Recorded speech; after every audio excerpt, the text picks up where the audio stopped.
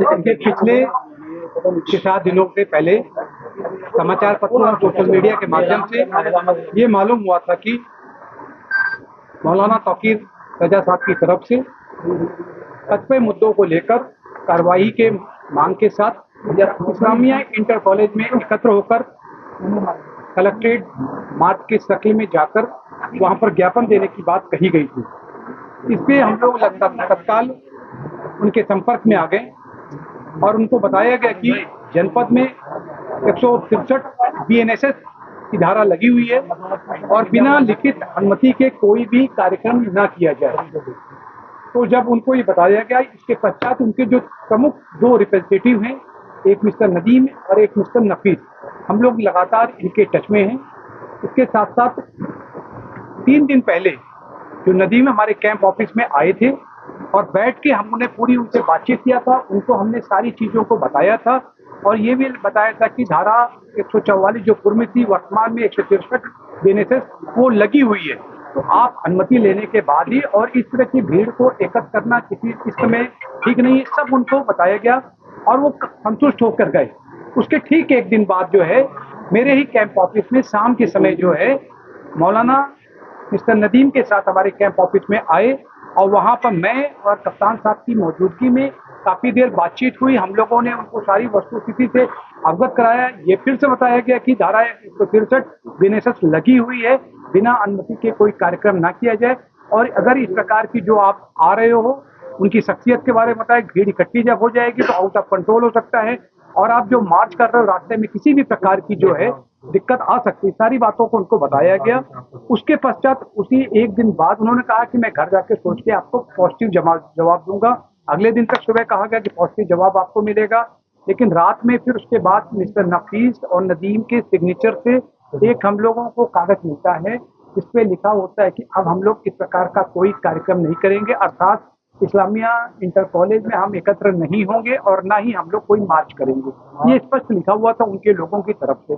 उसको हम लोग देख के मतलब मान के चल रहे थे कि अब इस प्रकार का कुछ नहीं होगा, लेकिन कुछ ही देर बाद इसका भी एक खंडन आ गया। फिर खंडन आने के बाद फिर जब उनके लोगों से पूछा गया फिर उस पर उन्होंने कहा नहीं साहब, बिल्कुल जो हमने पहले लेटर दिया वो ठीक है। इसके अगली सुबह को करीब 10:30 बजे के करीब जो है मौलाना की तरफ से एक वीडियो जारी किया जाता है कि नहीं, जो भी समाचार पत्रों में निकला है और जो भी आपने सोशल मीडिया या अन्य जगहों से आप लोगों को पता चला है और जो एक लेटर जारी किया गया वो सभी फेक है और हम पूर्व प्रोग्राम की तरह ही कार्यक्रम करेंगे। इसके पश्चात हम लोग लगातार मौलाना के टच में रहे। करीब 12 बजे से लेकर शाम 6 बजे तक मैं और हम लोग लगातार मतलब बातचीत हम लोग करते रहे। अलग अलग माध्यमों से बातचीत करने के पश्चात जो है कि ये हम लोग ने फिर कहा था कि अगर किसी प्रकार से आप इस चीज़ को मना कर दीजिए, क्योंकि धारा आपने अनुमति कोई नहीं लिया, उस पर कोई रिस्पॉन्स नहीं मिला और अचानक ही जब जुमे की नमाज जब हो गई थी और उसके बाद 80 से 90% लोग जो है वो अपने अपने घरों को चले गए थे, क्योंकि उसके पहले हम लोगों ने एक फ्लैग मार्च भी किया था और उस फ्लैग मार्च के माध्यम से और social media, print media, electronic media के माध्यम से भी एक मैसेज दिया था कि धारा लगे होने की 163 बीएनएसएस के बारे में हम लोगों ने गाइड भी दिया था, सबको बता दिया गया था और सभी लोगों से अपील भी निकाली गई थी कि सभी लोग जो है जनपद में शांति व्यवस्था बनाए रखने में जिला प्रशासन, पुलिस प्रशासन का पूरा सहयोग करें। इसमें सभी लोगों ने सहयोग किया, लेकिन कल जुमे की नमाज के बाद जहां 80 से 90% लोग अपने अपने घरों को वापस चले गए, उसी में कुछ लोग ऐसे थे जो लोग की नमाज के बाद और कुछ अन्य लोग वहां पर आ गए और उन्होंने एकत्र होकर जो इस्लामिया इंटर कॉलेज वहां पर जाने का प्रयास किया और उसके पश्चात जो है प्रयास करने में उन्होंने जो हमारी पुलिस फोर्स थी, हमारे मजिस्ट्रेट थे, उनके साथ धक्का मुक्की करने की कोशिश किया है और जब एक कह सकते हैं कि आउट ऑफ सिचुएशन या कह लीजिए कि उन्होंने माहौल खराब करने की कोशिश किया, कानून और शांति व्यवस्था की स्थिति बिगाड़ने का प्रयास किया, तब पुलिस ने बल प्रयोग करके उनको वापस उनके घरों में भेजा और उसके पश्चात से जो लगातार जो एक ऐसे लोगों को चिन्हित करने की उसकी आवश्यक कार्रवाई जारी है। अब आपको डिटेल में इसमें कितने लोगों के खिलाफ वो अभी वरिष्ठ पुलिस अधीक्षक महोदय बताएंगे। जैसा कि आप अवगत है कि जुमे की नमाज के बाद कुछ जगहों पे अलग अलग थाना क्षेत्रों में पुलिस और प्रशासन की जो ड्यूटियां लगी हुई थी, वहां पे कुछ लोगों के द्वारा हिंसक प्रदर्शन किया गया, जिसके संबंध में कल हम लोगों ने बताया था कि हम कठोर विधिक कार्रवाई सुनिश्चित करेंगे उसमें हम लोगों के द्वारा अब तक कुल 10 एफआईआर दर्ज की गई हैं, जिसमें थाना कोतवाली में 5 एफआईआर दर्ज की गई है, थाना बारादरी में 2 एफआईआर दर्ज की गई है, थाना किला प्रेमनगर और कैंट में 1-1 एफआईआर दर्ज की गई है। इन दर्ज एफआईआरों में आज हम लोगों के द्वारा कुल 8 अपराधियों को, जो इस घटना में शामिल थे, 8 अभियुक्तों को गिरफ्तार करके जेल भेजा गया है। उनके नाम मैं आपको पढ़ के बता देता हूँ। मौलाना तौकीर रजा, सरफराज पुत्र सलीम, मनीफुद्दीन पुत्र जरीफुद्दीन, अजीम अहमद पुत्र नसीम अहमद, मोहम्मद शरीफ पुत्र मोहम्मद अहमद, मोहम्मद आमिर पुत्र मोहम्मद जाहिद, रिहान पुत्र राजू और मोहम्मद सरफराज पुत्र समीम। इन 8 लोगों को आज हम लोगों के द्वारा गिरफ्तार किया गया है और जो रिमांड मजिस्ट्रेट हैं उनके समक्ष पेश करते हुए न्यायिक हिरासत में इनको लिया गया है। कोर्ट के आदेश के उपरांत इनको संबंधित जेल में भेजा गया है। टोटल जो 10 एफआईआर दर्ज हुई है, उसमें जो प्रमुख एफआईआर है थाना कोतवाली की, इसके बारे में मैं आपको बता देता हूँ। एफआईआर नंबर 489/25, जिसमें भारतीय न्याय संहिता की धारा 109(1), 109(2), 118(2), 121(2), 189(5), 191(2), 195(1), 196(1), 196(2), धारा 223, 310(2), 324(5), 324(6), 61(2), धारा 62, आपराधिक कानून संशोधन अधिनियम धारा 7, सार्वजनिक संपत्ति नुकसान निवारण अधिनियम धारा 3 और सार्वजनिक संपत्ति नुकसान निवारण अधिनियम धारा 4।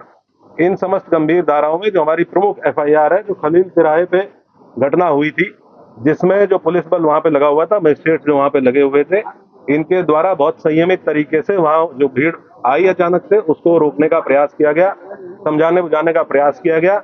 उसके बावजूद इस भीड़ के द्वारा बैरिकेडिंग को तोड़ के पुलिस बल के साथ दुर्व्यवहार करते हुए इस्लामिया कॉलेज पहुंचने के लिए प्रयास किया गया और उसके अंतर्गत पुलिस के ऊपर हमलावर हुए, पुलिस के ऊपर पथराव किया गया। वहां से हम लोगों के द्वारा जो सामग्री रिकवर हुई है उसके बारे में मैं आपको बता देता हूँ। ईंट पत्थर के टुकड़े भारी मात्रा में रिकवर किए गए हैं, चप्पल जूते भारी मात्रा में, पुलिस के टूटे हुए बैरिकेड रिकवर किए गए हैं। वहां से कुछ ब्लेड्स, खोखा कारतूस 12 बोर और 315 बोर के, जो संभवतः फायरिंग में यूज होंगे, वो रिकवर किए गए हैं। जिंदा कारतूस रिकवर किए गए हैं। एक तमंचा 12 बोर का, जो संभवतः वहां किसी उपद्रवी के पास से गिर गया था भगदड़ में, एक ये रिकवर किया गया है। अवैध चाकू, लाठी, डंडे और कुछ कांच की टूटी हुई बोतलों के टुकड़े, जिनसे पेट्रोल की बदबू आ रही है, जो संभवतः पेट्रोल भर के लाया गया था। ये सारी चीजें वहां से, जो घटनास्थल था खलील तिराहे का, वहां से बरामद की गई है। 2 वाहन क्षतिग्रस्त हुए हैं, गाड़ी संख्या यूपी 32 EG 3137 और एक मोटरसाइकिल, ये 2 वाहन क्षतिग्रस्त हुए हैं। अभी 8 लोगों को हम लोगों ने गिरफ्तार किया है। टोटल हम लोगों ने 39 लोगों को अब तक हिरासत में लिया है। 8 लोगों को गिरफ्तार करके न्यायिक हिरासत में भेज दिया गया है, जेल भेज दिया गया है। बाकी जितने लोग हैं उनसे हम लोग जो विधिक प्रोसीजर है पूछताछ करते हुए, क्योंकि ये भी बहुत आवश्यक है कि हम इन्वेस्टिगेशन के दौरान ये पता करें कि जो ग्राउंड पे लोग मौजूद थे, जो अलग अलग चौराहों पे पुलिस के साथ मिसबिहेव कर रहे थे, पुलिस के ऊपर हमलावर थे, पथराव कर रहे थे, और इनके पीछे कौन व्यक्ति था जो इनसे लगातार संपर्क में रहते हुए इनको ये करने के लिए उकसा रहा था। तो उस बिंदु पे इनसे पूछताछ की जा रही है। इनके मोबाइल फोन जिन जिनके रिकवर किए गए हैं, उन मोबाइल फोन से भी एविडेंस कलेक्शन किया जा रहा है। हम लोग लगातार ये सुनिश्चित करेंगे कि जो भी अभियुक्त इस घटना में शामिल थे, इन 10 एफआईआर में जो भी अभियुक्त शामिल थे, उन सभी की पहचान सीसीटीवी फुटेज के माध्यम से, जो हमारा मैनुअल इंटेलिजेंस होता है उसके माध्यम से, टेक्निकल इंटेलिजेंस के माध्यम से, और जो हमारे अभिसूचना विभाग है उसके माध्यम से हम लोग एकत्र करेंगे। और जितने भी लोग शामिल थे प्रत्यक्ष या अप्रत्यक्ष रूप से, उनकी गिरफ्तारी और उनके विरुद्ध कठोर कार्रवाई, जैसा कि माननीय मुख्यमंत्री जी और शासन की मंशा है। अपराध के विरुद्ध जीरो टॉलरेंस, कानून व्यवस्था की स्थिति एकदम दुरुस्त रहे, उसको कोई किसी भी प्रकार से बिगाड़ ना पाए, और बिगाड़ने वालों के विरुद्ध जीरो टॉलरेंस, इस पे हम लोग कार्रवाई सुनिश्चित। कल अभी तक 7 एफआईआर हैं, जिनमें मौलाना तौकीर रजा का नाम प्रकाश में आया है, और हम लोग ये इन्वेस्टिगेशन में भी इसका पार्ट बनाएंगे कि जो लोग, जिन लोगों ने पहले दिन लेटर लिख के दिया था और ये आश्वासन दिया था कि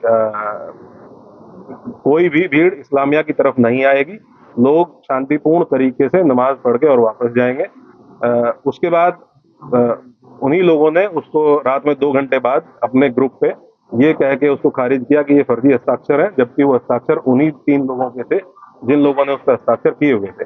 ये डेफिनेटली, क्योंकि ये लगभग 7 दिन से इस चीज की अपील की गई थी और 7 दिन से लगातार पुलिस और प्रशासन के लोग, डीएम साहब और मेरे द्वारा लगातार संवाद स्थापित किया गया। हम लोग इस प्रयास में थे कि संवाद स्थापित करके उसके साथ साथ हम लोग निरोधात्मक कार्रवाई करके सुनिश्चित करेंगे और ये कन्वे करेंगे कि कोई भी ऐसा काम ना किया जाए, कोई भी ऐसा आयोजन ना किया जाए जो विधि विरुद्ध हो। इसके लिए सभी धर्म गुरुओं से संवाद स्थापित किया गया, जनप्रतिनिधियों से संवाद स्थापित किया गया, लेकिन उसके बावजूद भी जिन लोगों के द्वारा ये किया गया उनके विरुद्ध हम लोग कठोर कार्रवाई बिल्कुल इंश्योर करेंगे। जो भी लोग इसमें, ये तो ऑब्वियस सी बात है कि आजकल जो लोग व्हाट्सएप से इसमें संपर्क में थे, हमारी इन्वेस्टिगेशन के दौरान ये भी तथ्य प्रकाश में आए हैं कि कुछ बाहर के आपराधिक तत्व, इस जनपद से बाहर के कुछ आपराधिक तत्व इस जुलूस में शामिल हुए, इस आयोजन में शामिल हुए थे, जिनके द्वारा इस तरह की समस्या पैदा की गई। उनके बारे में भी हम अभी सूचना संकलन कर रहे हैं। ये भी ज्ञात हुआ है कि इसमें एक नदीम नाम का व्यक्ति ये लगातार फोन पे संपर्क में था और इससे व्हाट्सएप कॉल के माध्यम से लोगों की बात हो रही थी और इसके द्वारा भी वहाँ लोगों को उकसाया गया। हाँ, ये वही व्यक्ति है जिसके सिग्नेचर थे उस कागज पे जो पहले दिन अपील जारी की गई थी और ये अभी फरार है। पुलिस की टीम है ये पूरा, क्योंकि हम लोगों ने टोटल 10 एफआईआर दर्ज की हैं, तो उसमें अलग अलग जहाँ जहाँ घटना स्थल है, जहाँ जहाँ पे जो घटनाएं हुई है, उसमें अलग अलग लोग नामजद हैं। टोटल 7 एफआईआर हैं जिनमें इनका भूमिका पाई गई है। विधिक प्राविधान के अंतर्गत जो भी कार्रवाइयाँ पॉसिबल है वो सब कार्रवाइयाँ सभी के विरुद्ध इंश्योर की जाएंगी, सुनिश्चित की जाएंगी। सभी अभियुक्तों का आपराधिक इतिहास निकालेंगे, पुराने मुकदमे ये देखेंगे कि उन पुरानों मुकदमे की वर्तमान में कोर्ट में क्या स्थिति है, ट्रायल में क्या स्थिति है और उनमें हम लोगों के स्तर से क्या और तेजी लाई जा सकती है, उसके बारे में। कोर्ट नॉर्मली जब भी कोर्ट के समक्ष पेश किया जाता है तो 14 दिन की न्यायिक हिरासत। तो ये हम लोग आपको इन्वेस्टिगेशन, जैसे जैसे इन्वेस्टिगेशन प्रोसीड करेगी कि इस मंशा क्या थी और जी, यहाँ का जुरिस्डिक्शनल जेल बरेली जेल है और जो यहाँ पे रिमांड मजिस्ट्रेट है उनके द्वारा उनको बरेली जेल में आपने बताया कि तमंचा भी बरामद हुआ है। क्या इस पूरे इंसिडेंट में फायरिंग हुई है? पहला सवाल ये। दूसरा, पुलिस वालों को भी चोटें आई हैं, क्या उनको भी छर्रे लगी हैं और कितने पुलिस वाले ऐसे हैं जो अभी घायल हैं? कुल 22 पुलिसकर्मी, कल अब जब हम लोगों ने अपनी पूरी टीम को गैदर किया, कुल 22 पुलिसकर्मी ऐसे थे जो इंजर्ड थे, जिनका मेडिकल एग्जामिनेशन कराया गया। कुछ 22 पुलिसकर्मी, कुछ लोग ऐसे हैं जिनको डाउटफुल फायर आर्म इंजरीज है, उनका भी फाइनल मेडिकल परीक्षण कराया जा रहा है। जब ये चीज हम लोगों के मेडिकल परीक्षण फाइनल हो जाएगा तो हम लोग आपको इसके बारे में अवगत कराएंगे। लेकिन ये डेफिनेट है कि इसमें अराजक तत्वों के द्वारा फायरिंग की गई। अलग अलग घटना स्थल पे अलग अलग थे। कुछ जगह पे 200-250 लोग अज्ञात में थे, कुछ जगह पे 300-350 लोगों की भीड़ थी। मान के चलिए लगभग 2,500-3,000 हजार लोग ऐसे हैं जो अज्ञात में अलग अलग घटना स्थलों पे, जिनको हम लोग अभी चिन्हित करने का प्रयास करेंगे। टोटल 22 पुलिसकर्मी घायल है जिनका हम लोगों ने मेडिकल करा। नहीं, पूरे ये हम लोग इन्वेस्टिगेशन के दौरान अगर कोई इस तरह की चीज हम लोग के सामने आएगी तो मोस्ट डेफिनेटली उसको आप लोगों के साथ शेयर करेंगे। और मैं आप लोगों को इसके माध्यम से एक चीज और बताना चाहूंगा कि हम लोग किसी भी निर्दोष व्यक्ति को किसी भी प्रकार से प्रताड़ित नहीं किया जाएगा। किसी भी ऐसे व्यक्ति को जो इस घटना में शामिल नहीं था उसको परेशान नहीं किया जाएगा और जो इस घटना में शामिल थे या प्रत्यक्ष या प्रत्यक्ष रूप से शामिल थे उनको बख्शा नहीं जाएगा। सर, अब तक कितनी गिरफ्तारी हो चुकी है? और मैंने आपको बताया टोटल 39 लोग हैं जो हिरासत में लिए गए थे, 8 लोगों को जेल भेजा गया। सर, इंटरनेट बैन की जो बात निकल के सामने आ रही है, क्या सोशल मीडिया वालों ने इंटरनेट बैन का प्लान? नहीं, इस प्रकार की कोई चीज